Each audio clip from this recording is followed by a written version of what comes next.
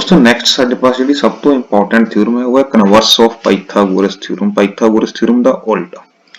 सो इस दे विच की है साडे पास कि जेकर किसी त्रिभुज विच किसी एक भुजा दा वर्ग सानू की कहा गया कि साडे पास एक त्रिभुज है। सो असीं एक त्रिभुज बना लैंदे हां। सपोज साडे पास ये कोई ट्राईएंगल है, त्रिभुज है ABC।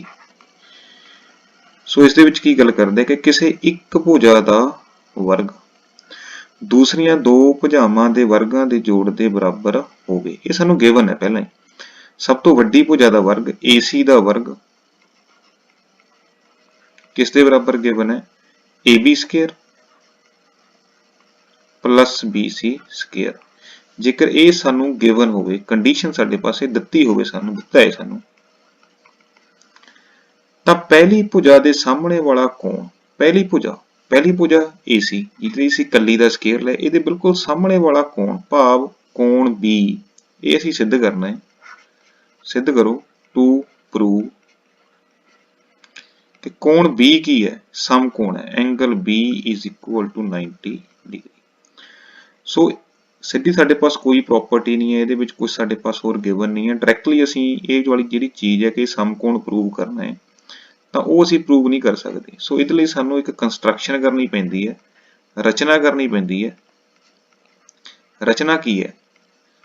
ਰਚਨਾ ਤੋਂ ਭਾਵ ਹੈ ਇੱਕ ਜਿਓਮੈਟ੍ਰੀਕਲ ਫਿਗਰ ਬਣਾਉਣੀ ਹੈ ਜਿਹੜੀ ਜਿਓਮੈਟ੍ਰੀਕਲੀ ਪੋਸੀਬਲ ਹੋਵੇ, ਬਾਕੀ ਅਸੀਂ ਜੋ ਸਾਡਾ ਜਿਓਮੈਟਰੀ ਦੇ ਸਮਾਨ ਹੈ ਉਹਦੇ ਨਾਲ ਅਸੀਂ ਐਕਚੁਅਲ ਦੇ ਵਿੱਚ ਬਣਾ ਸਕੀਏ।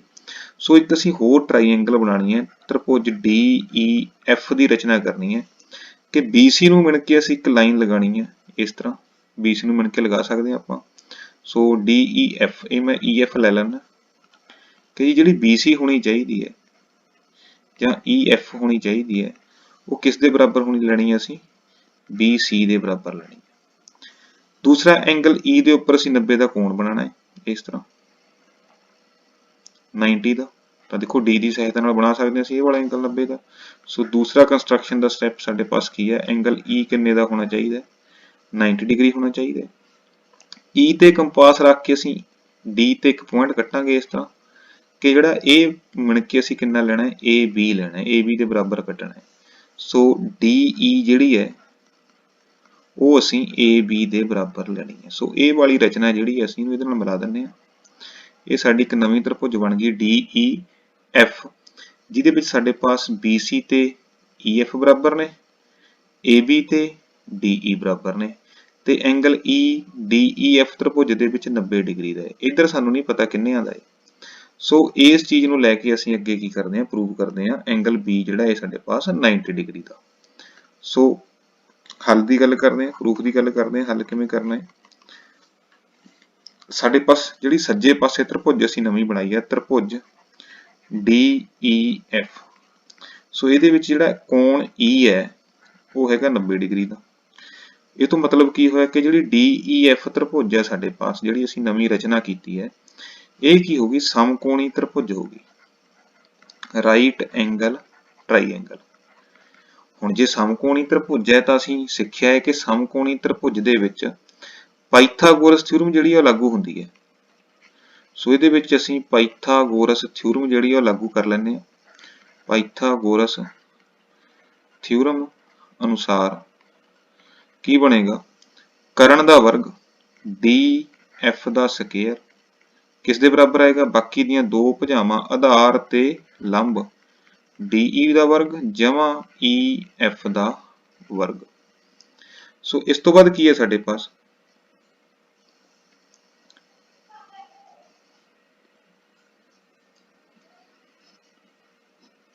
ਥੋੜਾ ਨੀਚੇ ਕਰ ਲੈਂਦੇ ਆਪਾਂ।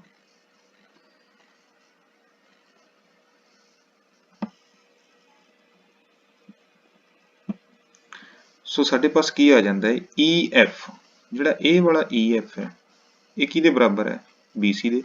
सो इत्थे EF की जगह ते मैं की next step they which put कर देना BC स्क्वायर।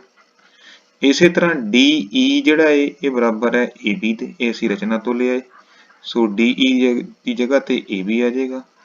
सो DF स्क्वायर की बन गया साडे पास AB square plus BC square. ये साडी होगी दूसरी कंडीशन।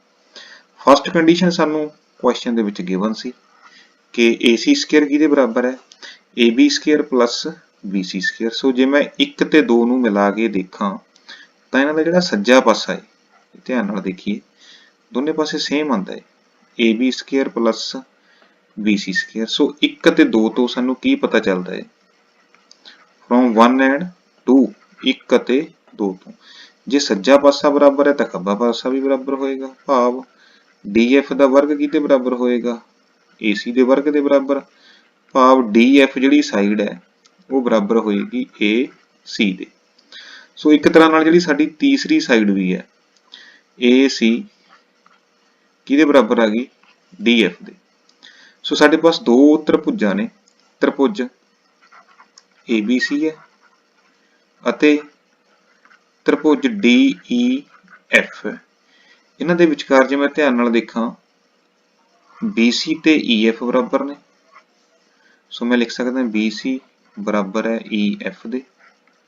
ਇਸੇ ਤਰ੍ਹਾਂ ਦੂਸਰੇ ਦੇ ਵਿੱਚ ਕੀ ਦਿੱਤਾ ਸੀ ਸਾਨੂੰ, DE ਬਰਾਬਰ AB ਦੇ, ਇਹ ਵੀ ਸਾਨੂੰ ਗਿਵਨ ਹੈ। ਇਹ ਦੋਨੇ ਸਟੈਪ ਸਾਨੂੰ ਕੀ ਨੇ, ਗਿਵਨ ਨੇ ਜਾਂ ਸਾਨੂੰ ਦਿੱਤੇ ਨੇ ਜਾਂ ਅਸੀਂ ਰਚਨਾ ਤੋਂ ਕੀਤਾ ਇਹਨੂੰ। ਤੇ ਤੀਸਰਾ ਅਸੀਂ ਪ੍ਰੂਵ ਕਰ ਲਿਆ DF is equal to AC, proved, ਅਸੀਂ ਹੁਣੇ ਪ੍ਰੂਵ ਕਰਕੇ ਹਟੇ ਇਸ ਨੂੰ। ਸੋ ਇੱਥੋਂ ਜੇ ਤੁਸੀਂ ਇੰਨਾ ਕੁਝ ਪ੍ਰੂਵ ਕਰ ਲਿਆ ਏ, ਇੱਕ ਤਰ੍ਹਾਂ ਨਾਲ ਅਸੀਂ ਤਿੰਨ ਸਾਈਡਾਂ ਜਿਹੜੀਆਂ ਨੇ ਉਹ ਕਿਸੇ ਤ੍ਰਿਭੁਜ ਦੇ ਵਿੱਚ ਪ੍ਰੂਵ ਕਰਤੇ हैं ਕਿ ਤਿੰਨੋਂ ਸਾਈਡਸ ਜਿਹੜੀਆਂ ਨੇ ਸਾਡੇ ਪਾਸ ਕੀ ਨੇ, ਬਰਾਬਰ ਨੇ। ਤਾਂ ਸਾਡੇ ਪਾਸ ਨਿਯਮ ਲੱਗਦਾ ਹੈ SSS, ਭੁਜਾ ਭੁਜਾ ਭੁਜਾ, ਸਾਈਡ ਸਾਈਡ ਸਾਈਡ ਨਿਯਮ ਹੈ ਸਾਡੇ ਪਾਸ। ਤਾਂ ਇਸ ਨਿਯਮ ਦੇ ਨਾਲ ਤ੍ਰਿਭੁਜ ABC ਜਿਹੜੀ ਹੈ ਉਹ ਸਰਬੰਗ ਸਮ ਹੋ ਜਾਂਦੀ ਹੈ ਤ੍ਰਿਭੁਜ DEF ਦੇ। ਤਾਂ ਜਿਹੜੀਆਂ ਸਰਬੰਗ ਸਮ ਤ੍ਰਿਭੁਜਾਂ ਨੇ ਉਹਨਾਂ ਦੇ ਸੰਗਤ ਭਾਗ ਕੀ ਹੁੰਦੇ ਨੇ, ਬਰਾਬਰ ਹੁੰਦੇ ਨੇ। ਕਹਿਣ ਤੋਂ ਭਾਵ ਕੀ ਹੋਇਆ ਕਿ ਜਿਹੜਾ ਵਿਚਕਾਰ ਵਾਲਾ ਐਂਗਲ E ਹੈ ਇੱਧਰ DEF ਦੇ ਵਿੱਚ, ਉਹ ਕਿੰਨੇ ਦਾ ਸੀ, 90 ਡਿਗਰੀ ਦਾ, 90 ਦਾ। ਕੋਣ E ਬਰਾਬਰ ਕਿੰਨਿਆਂ ਦਾ ਸੀ, 90 ਦਾ। ਤਾਂ E ਕੋਣ ਕਿਹਦੇ ਬਰਾਬਰ ਹੋਣਾ ਚਾਹੀਦਾ, ਕੋਣ B ਦੇ। ਸੋ E ਤੇ B ਕੀ ਹੋ ਗਏ, ਬਰਾਬਰ 90 ਡਿਗਰੀ। ਤੇ ਇਹੀ ਅਸੀਂ ਪ੍ਰੂਵ ਕਰਨਾ ਸੀ ਕਿ ਪ੍ਰਸਿੱਧ ਕਰੋ AC ਭੁਜਾ ਦੇ ਸਨਮੁਖ ਜਿਹੜਾ ਕੋਣ ਸੀ ਉਹ ਕਿੰਨਿਆਂ ਦਾ ਹੋਣਾ ਚਾਹੀਦਾ, 90 ਡਿਗਰੀ ਦਾ ਹੋਣਾ ਚਾਹੀਦਾ। ਭਾਵ ਤ੍ਰਿਭੁਜ ABC ਜਿਹੜੀ ਹੈ ਉਹ ਕੀ ਹੈ, ਸਮਕੋਣੀ ਤ੍ਰਿਭੁਜ ਹੈ। ਤ੍ਰਿਭੁਜ ABC ਇੱਕ ਸਮਕੋਣੀ ਤ੍ਰਿਭੁਜ ਹੈ, is a right angle triangle। ਸੋ ਕੁਝ ਕੁ ਸਟੈਪ ਨੇ ਜਿਹੜੇ ਤੁਸੀਂ ਫੋਲੋ ਕਰਨੇ ਨੇ। ਸਭ ਤੋਂ ਪਹਿਲਾਂ ਅਸੀਂ ਇੱਕ ਰਚਨਾ ਕਰਨੀ ਹੈ, ਇੱਕ ਤ੍ਰਿਭੁਜ ਹੋਰ ਬਣਾਉਣੀ ਹੈ ਇਸ ਥਿਊਰਮ ਦੇ ਵਿੱਚ, ਜਿਸ ਦੇ ਵਿੱਚ ਅਸੀਂ ਦੋ ਸਾਈਡਸ ਜਿਹੜੀਆਂ ਨੇ ਉਹਨਾਂ ਨੂੰ ਇਕੁਅਲ ਕਰਨਾ ਹੈ ਕੰਸਟਰਕਸ਼ਨ ਤੋਂ, ਤੇ ਬਾਕੀ ਇੱਕ ਐਂਗਲ ਜਿਹੜਾ ਹੈ ਅਸੀਂ ਐਂਗਲ E ਜਿਹੜਾ ਹੈ ਉਹ ਅਸੀਂ 90 ਡਿਗਰੀ ਦਾ ਮੰਨ ਕੇ ਚੱਲਣਾ ਹੈ। ਇਹ ਵਾਲਾ ਦੋ ਸਾਈਡਸ ਇਕੁਅਲ ਲੈਣੀਆਂ ਨੇ ਤੇ ਇੱਕ ਐਂਗਲ 90 ਡਿਗਰੀ ਦੇ ਇਕੁਅਲ ਮੰਨ ਕੇ ਚੱਲਣਾ ਹੈ। ਤੇ ਇਸ ਦੇ ਵਿੱਚ ਅਸੀਂ ਪਾਈਥਾਗੋਰਸ ਥਿਊਰਮ ਜਿਹੜੀ ਹੈ ਅਪਲਾਈ ਕਰਨੀ ਹੈ ਤ੍ਰਿਭੁਜ DEF ਜਿਹੜੀ ਅਸੀਂ ਬਣਾਈ ਹੈ ਰਚਨਾ ਤੋਂ। ਇਹਦੇ ਵਿੱਚ ਪਾਈਥਾਗੋਰਸ ਥਿਊਰਮ ਲਾਗੂ ਕਰਕੇ ਦੋ ਜਿਹੜੀਆਂ ਸਾਈਡਾਂ ਨੇ ਇਹਨਾਂ ਦੀਆਂ ਵੈਲਿਊਜ਼ ਸਬਸਟੀਟਿਊਟ ਕਰਨੀਆਂ ਨੇ, ਜਿੱਥੋਂ ਸਾਡੇ ਪਾਸ ਤੀਸਰੀ ਸਾਈਡ ਵੀ ਕੀ ਆ ਜਾਣੀ ਹੈ, ਇਕੁਅਲ ਆ ਜਾਣੀ ਹੈ। ਤਾਂ ਦੋ ਸਾਈਡਾਂ ਅਸੀਂ ਰਚਨਾ ਤੋਂ ਇਕੁਅਲ ਕੀਤੀਆਂ ਹੋਈਆਂ ਨੇ, this one, ਤੇ ਤੀਸਰੀ ਸਾਈਡ ਅਸੀਂ ਪ੍ਰੂਵ ਕਰ ਲਈ ਹੈ ਪਾਈਥਾਗੋਰਸ ਦੇ ਨਾਲ। ਜਦੋਂ ਤਿੰਨੋਂ ਸਾਈਡਾਂ ਇਹ ਵਾਲੀਆਂ ਇਕੁਅਲ ਹੋ ਗਈਆਂ ਤਾਂ ਅਸੀਂ ਨਿਯਮ ਲਗਾਉਣਾ ਹੈ SSS, ਭੁਜਾ ਭੁਜਾ ਭੁਜਾ।